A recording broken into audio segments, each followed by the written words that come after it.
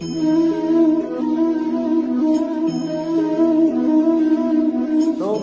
जीवन फेज में चाहिए कि पूरा चाहिए होंचा सेल में चाहिए जीवन फेज पहलो की पूरा होंचा जीवन फेज में nutrition nutrient and energy sensing होंचा न्यूट्रिएंट व एनर्जी सेंसिंग कसरी होंचा जुन सेल लाई जब डिवीजन गर्छ त्यति बेला चाहिँ कस्तो खाले न्यूट्रिएंट को जरूरी पर्छ कुन खाले एनर्जी को जरूरी पर्छ त्यो यही जीवन फेज में बन्छ यस के भन्छ जीवन फेज में चाहिँ त्यो बन्छ र यसमा चाहिँ त्यही सेल के गर्छ कि पहिला चाहिँ जुन ग्लुकोज को लेभल हुन्छ त्यो हेरिन्छ कि ग्लुकोज पर्याप्त मात्रामा छ कि छैन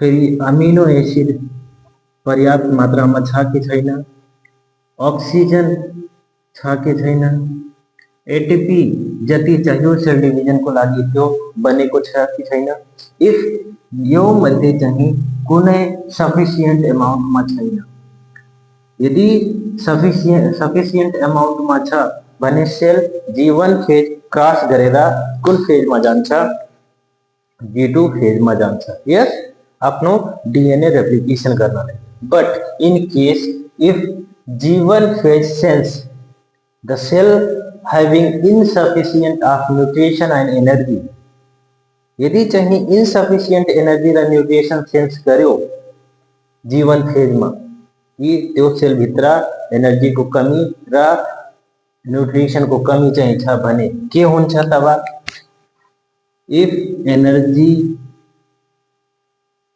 और nutrition is insufficient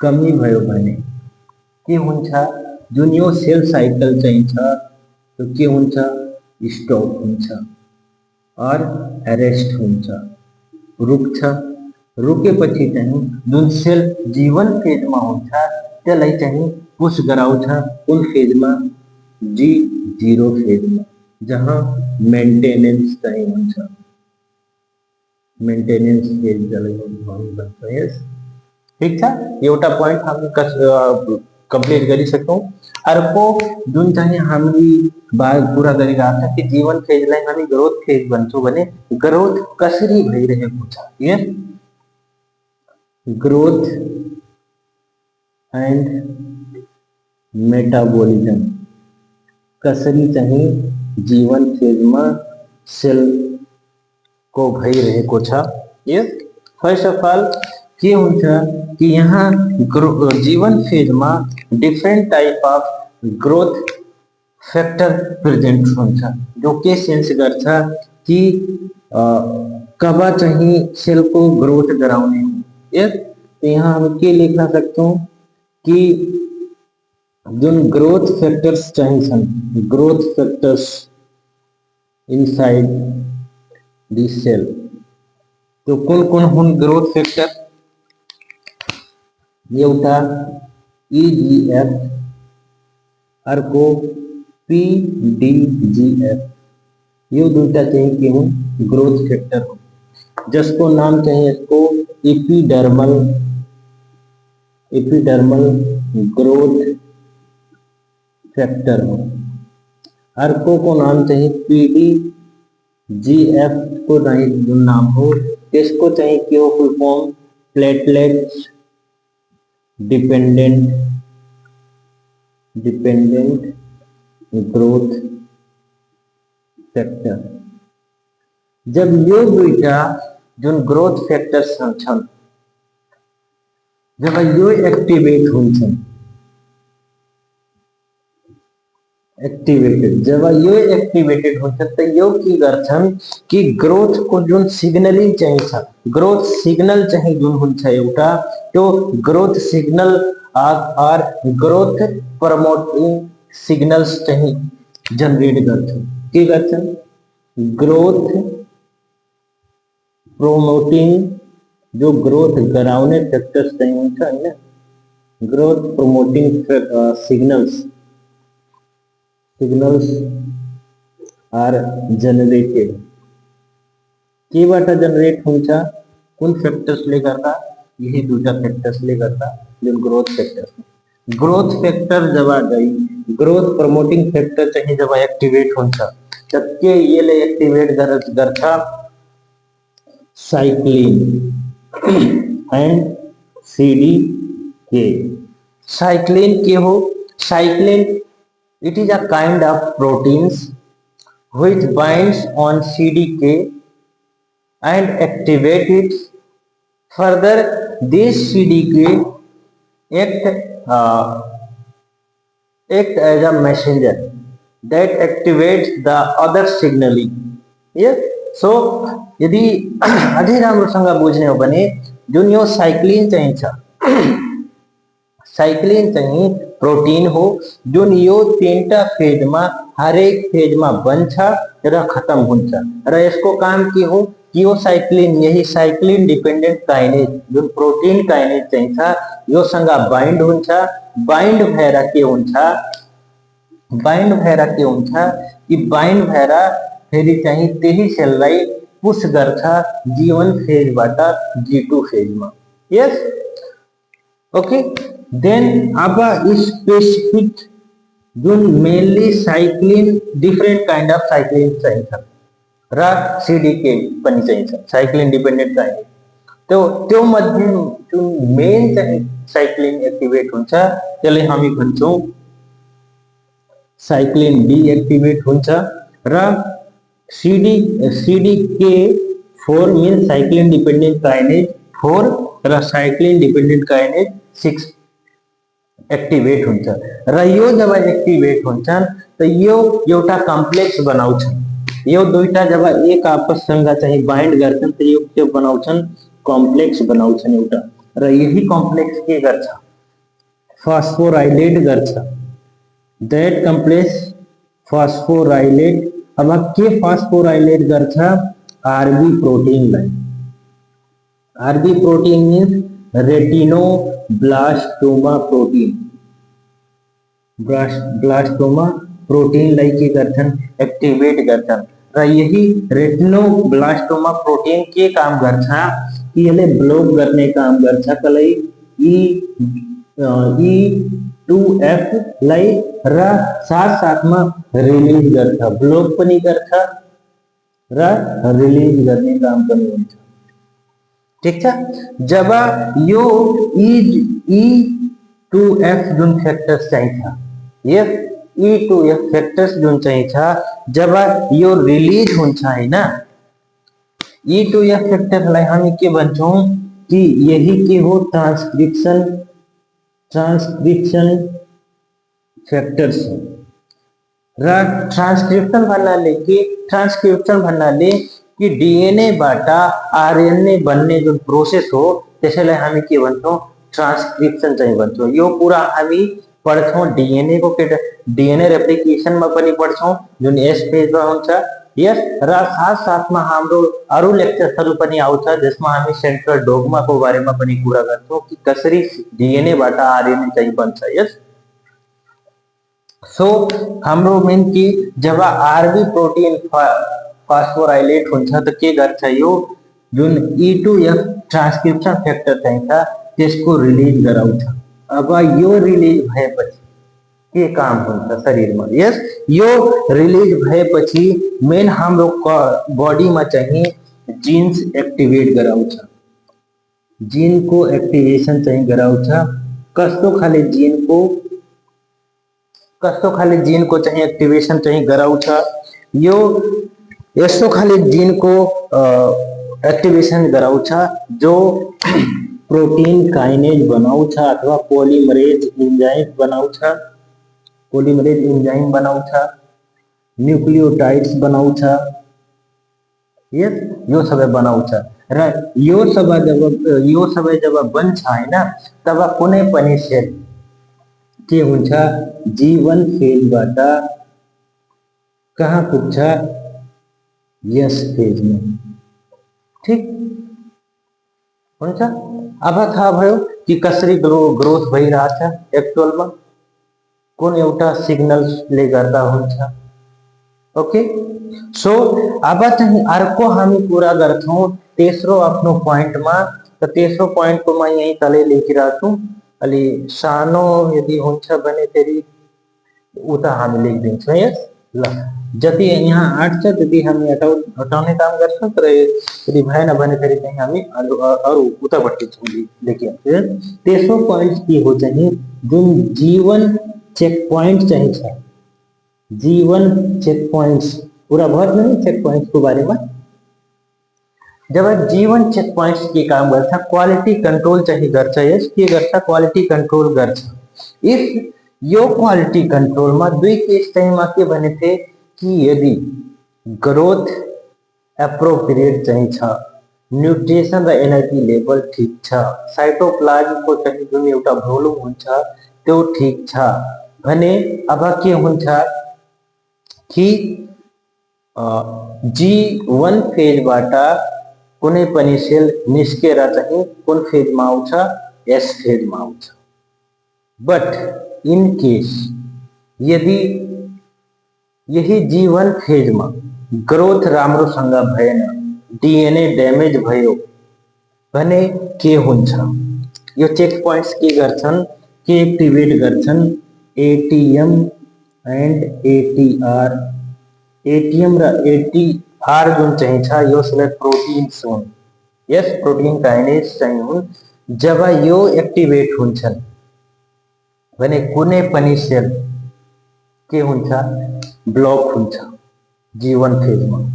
यस, के हुन्छ जीवन फेजमा के हुन्छ कि कुनै पनि सेल के हुन्छ, ब्लक हुन्छ। जब यो जीवन फेज चाहिँ एक्टिवेट हुन्छ अथवा जीवन फेज को जुन चेक पॉइंट्स चाहिँ जुन छन्, यदि त्यहाँ यो सेन्स गरे कि डीएनए ड्यामेज चाहिँ छ, डीएनए ड्यामेज चाहिँ छ, के काम गर्छन् यहाँ जीवन चेक पॉइंट के काम गर्छन्, डीएनए ड्यामेज हेर्छन्। ड्यामेज यदि छ भने सेललाई जीवन फेजमा रोक्छन्। एनर्जी लेवल जुन न्यूट्रिसन र एनर्जी लेवल चाहिँ छ त्यो ठीक छ कि छैन, ग्रोथ एप्रोप्रिएट चाहिँ भएको छ कि नै। यस, यदि फर इक्जाम्पल यो डीएनए ड्यामेज भयो भने यो चेक पॉइंट्स के गर्छन्, एटीएम र एटीआर प्रोटिनलाई एक्टिवेट गराउँछ।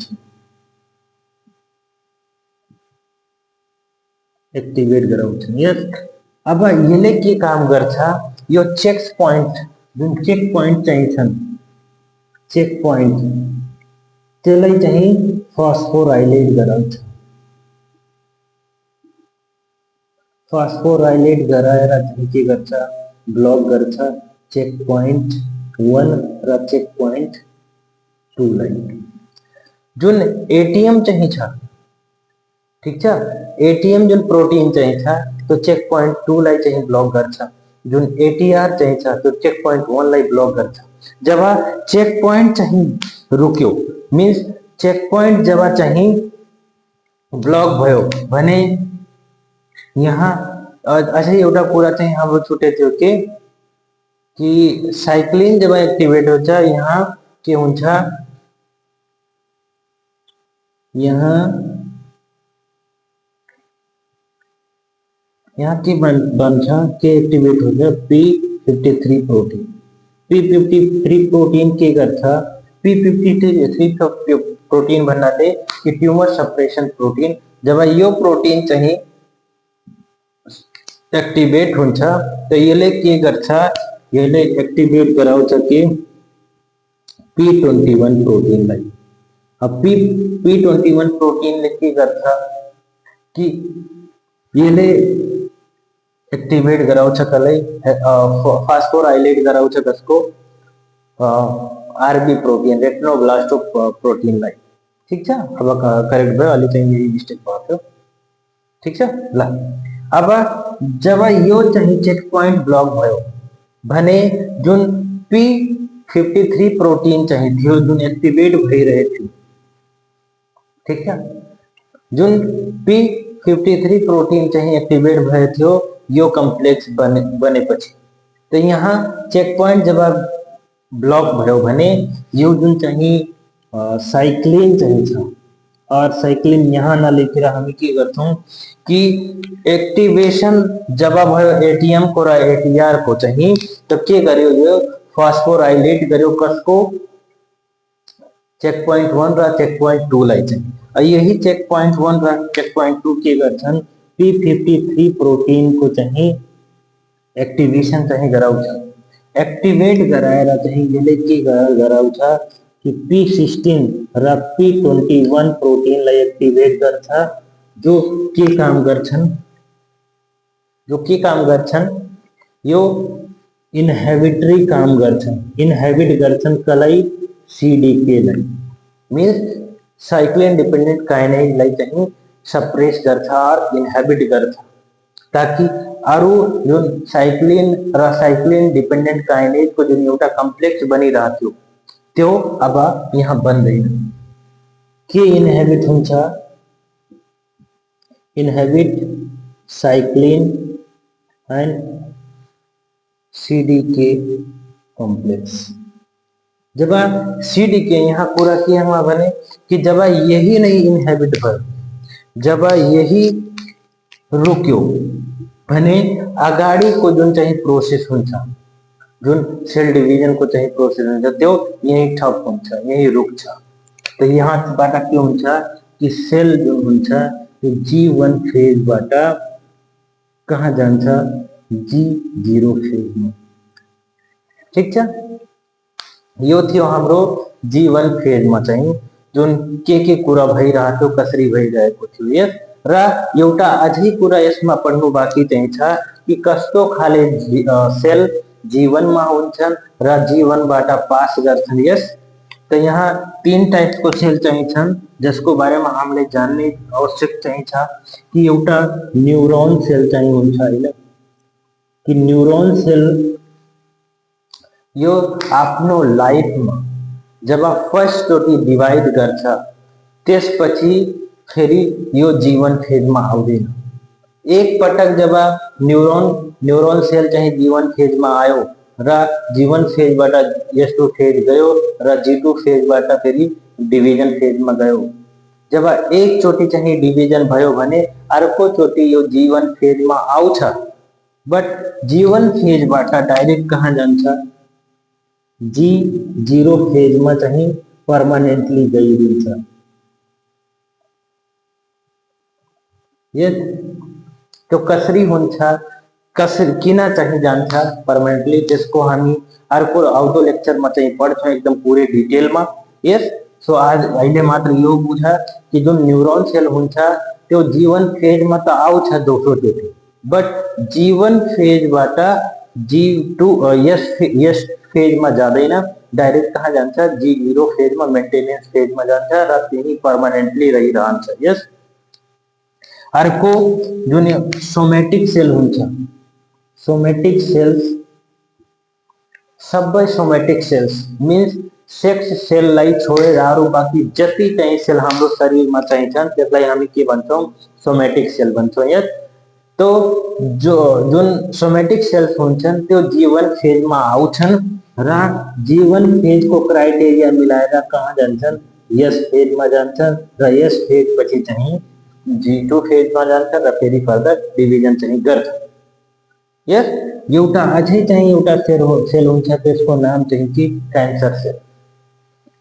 जुन क्यान्सर सेल हुन्छ त्यो के काम गर्छन्, यही G1 फेज को जुन यहाँ चेक पॉइंट्स छन् हैन, यही चेक पॉइंट्स लाई चाहिँ डिस्ट्रॉय गरिदिन्छ, ब्रेक गरिदिन्छ र जब चेक पॉइंट चाहिँ खराब भयो भने क्वालिटी कंट्रोल चेक हुँदैन र क्वालिटी कंट्रोल चेक भएन कुनै पनि सेलको भने त्यो एस फेजमा जान्छ, डीएनए रेप्लिकेसन हुन्छ र डीएनए रेप्लिकेसन जब एकचोटि भयो भने फेरि चाहिँ G2 फेजमा रुक्दैन, फेरि त्यसको के हुन्छ, डिभिजन हुन्छ।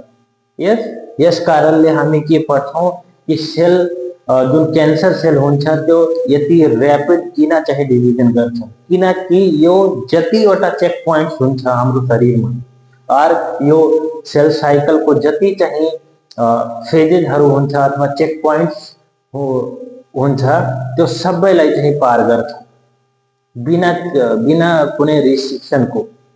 सबैलाई चाहिँ अलि यसको बारेमा पनि हामी अर्को आउँदो लेक्चरमा चाहिँ एकदमै पुरै डिटेलमा चाहिँ वो गर्छौँ कि कसरी क्यान्सर सेल चाहिँ डिस्ट्रोय गर्छ जीवन फेजको चेक पोइन्ट र कसरी जीवनमा चाहिँ यस फेजमा चाहिँ गएर कसरी मेनिपुलेट गर्छ र G2 फेजलाई कसरी चाहिँ मूर्ख बनाएर चाहिँ डिभिजन फेजमा जान्छ। यस सो आजको लागि यति मात्र र एउटा अझै चाहिँ तपाईहरुको लागि चाहिँ उ छ कि तपाईहरु चाहिँ सपोर्ट राम्रै गरिराख्नु भएको छ, लाइक कमेन्ट पनि गर्दै हुनुहुन्छ, तर एउटा कुरा चाहिँ म के हेरे कि भ्यूज त गइरहेछ बट सब्सक्राइब चाहिँ गरिराख्नु भएको छैन।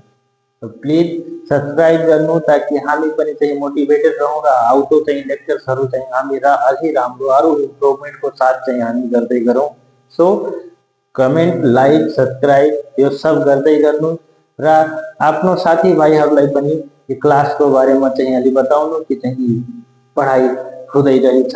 यस र हामी आउँदो लेक्चर्सहरुमा पनि चाहिँ हरेक कुराको बारेमा लाइक पहिलो हाम्रो क्लास के को बारेमा थियो सेलको बारेमा चाहिँ एनिमल सेलको बारेमा, एनिमल सेलबाट चाहिँ हामी अझै डेप्थमा गयौँ कि सेलमा डिभिजन कसरी हुन्छ र सेल डिभिजन पछि चाहिँ के हामी गर्छौँ कि सेल डिभाइड भएर के बनाउँछ टिस्यु बनाउँछ।